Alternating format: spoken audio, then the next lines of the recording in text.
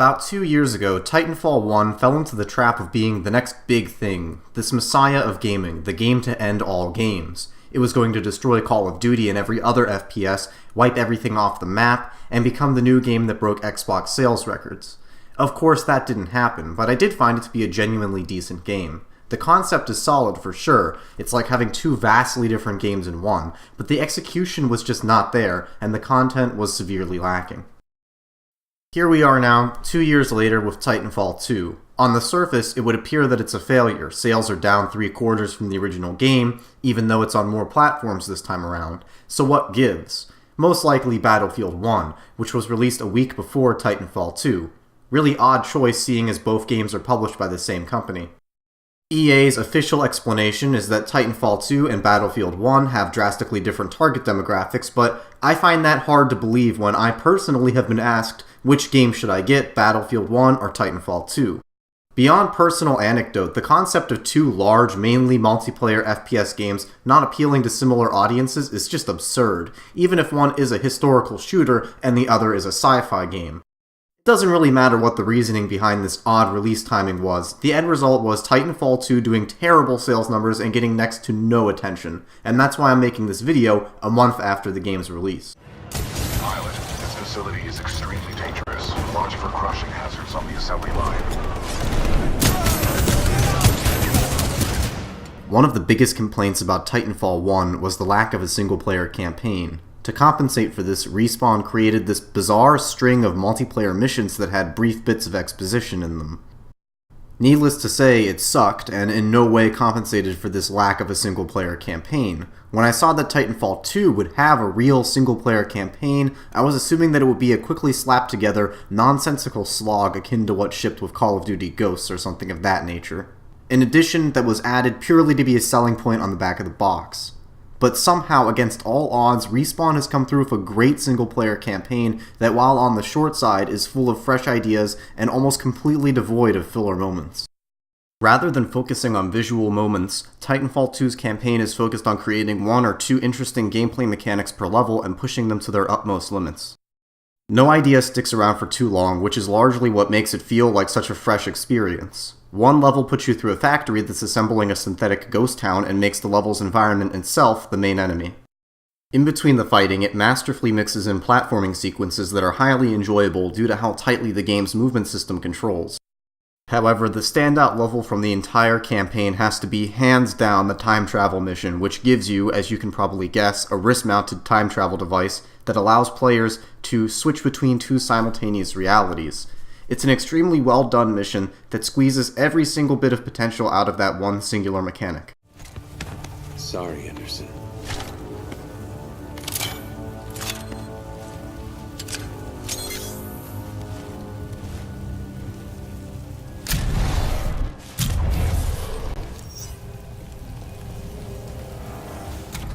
You'll be fighting these soldiers in a lab and become overwhelmed, only to teleport to the future where these raptor creatures have escaped their cages. Then the platforming sections from this mission, they're just brilliant, and rather than attempting to describe them, I'll let them play out on screen. Indicated a recon mission within close proximity to the center of the active rings.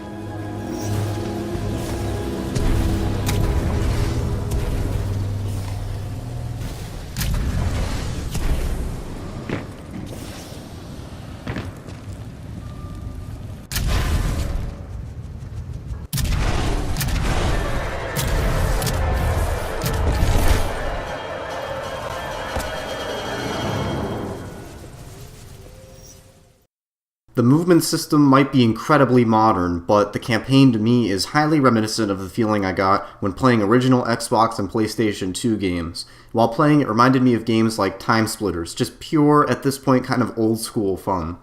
While an improvement over the original, the one thing this campaign and the rest of the game can't offer is good or even average visuals. If it had that, this would easily be, for me, the best single-player campaign of the year, even over Doom. It actually looks somewhat bad, certainly below today's standards. Any sort of nice visual moment, of which there are a few, is due entirely to artistic direction rather than the graphics themselves actually looking good in any way. That's because Titanfall 2 is still running on the Source engine. This is an engine that was cutting edge when Half-Life 2 came out in 2004, 12 years ago. I couldn't tell you why this is, but I can tell you that it's definitely holding back the game. On PS4 it runs at 900p, and on Xbox One at 720p. And to make matters worse, Respawn have had to implement an adaptive resolution on both consoles, and it frequently will go far below those two resolutions. On PC, where I played, it's still not that great. When the game first launched, it ran terribly on my computer, stuttery, borderline unplayable for me even with the lowest settings possible. Shortly after launch, it was patched with a new video setting, Adaptive Resolution. That completely fixed my problem and the game runs fine now, but my resolution is visibly all over the place during the course of a match. It makes no sense either, considering that this game looks as unimpressive as it does. Make no mistake though, this is still worlds better than the original. Titanfall 1 had parts that felt cobbled together. Sometimes when you ejected from your Titan, you would hit the invisible ceiling of the map, things of that nature.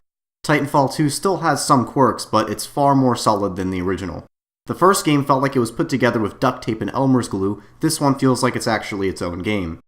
Besides the lack of a single-player campaign, the other large criticism of the original was the lack of content and longevity with regards to the multiplayer. With Titanfall 2, Respawn opted for a Halo 5 type system where all DLC is free to all players and comes out regularly, and they have to be commended for that, especially when their game is being published by EA, the kings of costly map pack DLC. That came at a cost for Halo 5 though. At launch it was severely lacking in content and even missing certain critical features such as Forge mode. Thankfully, Titanfall 2 didn't suffer this fate. It shipped with a solid amount of weapons, perks, abilities, and titans, far more and varied than the original game. My only critique would be the amount of maps and their quality. After only 2 weeks of playing, the maps started to become repetitious and blur together in my mind. There's not really a standout map here, and I'd struggle to describe to you any of the maps offhand. None of the maps are offensively bad, but they're a decisive downgrade from the original game, especially the DLC maps that most probably didn't play. With that DLC, Respawn got more experimental and creative with their map design. There was one map in particular, Swampland, that I loved, that was in the forest with these huge Endor-like trees for you to wall ride on in lieu of actual walls. Aside from the maps, the rest of the content is quite good. I'm usually the type of player that sticks with one loadout and never changes, but I experimented just a little with the guns and abilities in this game, and while some of the guns are indeed carried over from the original, there's a lot of variation and flexibility with the weapons here. Only a few days ago, the first DLC addition to the game, Angel City's Most Wanted, was released, and hopefully it's a sign of what's to come. This DLC, which again was free to all players, includes, as the name would imply, a remake of Titanfall 1's Angel City map, a brand new pistol, and a slew of kits to modify the different Titans with. It has 100% freshened up the game, but I was hoping for a little more than one map, especially considering that it's just a remake that was probably very simple to port over from the original. Respawn is going to have to keep these small content drops at least once per month, or have larger ones every other month if they want to keep this game alive. The biggest and most impactful change from the original game is the reworking of the Titans. In the original, there were 3 Titan bodies, a mid-weight one, light one, and heavy one. Each one of them had a core ability that was rather underwhelming. To go with your body, you pick one of the 3 Titan weapons that also weren't very gameplay altering regardless of if you were using them or going up against them. After the first 3 hours of playing, Titan combat became one-dimensional rather than engaging and unpredictable. In Titanfall 2, no longer do you pick a body and a weapon. Instead, there are a total of 6 Titans that each have a unique body, weapon, and core ability. I don't want to spend too much more time on it, since everything that can be said has already been said by other people, but Titanfall's multiplayer truly plays like nothing else. It's a brilliant pairing of 2 drastically different types of gameplay, where neither ever outshines the other. I mentioned the gameplay last because it is almost identical mechanically to the original game, but the addition of more weapons, new abilities, and that new Titan system makes Titanfall 2 a far more dynamic game than the original. So how does this hold up after a month of regular play, and how does it compare to the onslaught of other FPS games that released this fall? Well, at the time of making this video, I've clocked in a little over 30 hours of gameplay and can almost certainly see myself playing more, which is in stark contrast to the original game. Almost every match I've played has been a fun time, even if I'm losing, and there's enough content here that I can switch playstyles up and keep things fresh. I'm not sure what it's like on console, but on PC this game didn't sell very well and never had a high player count even on launch day. But despite that, every time I go on, I have no problem finding a match, something that I was struggling with a month after launch on Xbox One with the original title. Titanfall 2 is a great game, and it shows what can happen when the developers actually listen to and properly address the critiques of their player base. It is truly unfortunate that this game isn't getting the attention that it deserves, and comparing it to Call of Duty Infinite Warfare and Battlefield 1, the other two large FPS multiplayer games this fall, I find myself playing Titanfall 2 over them 80% of the time.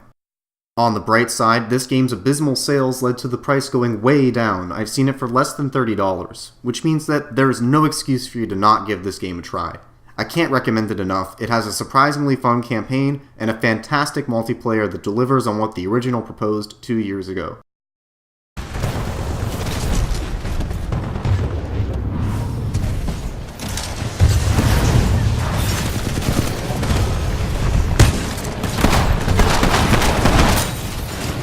Dominating.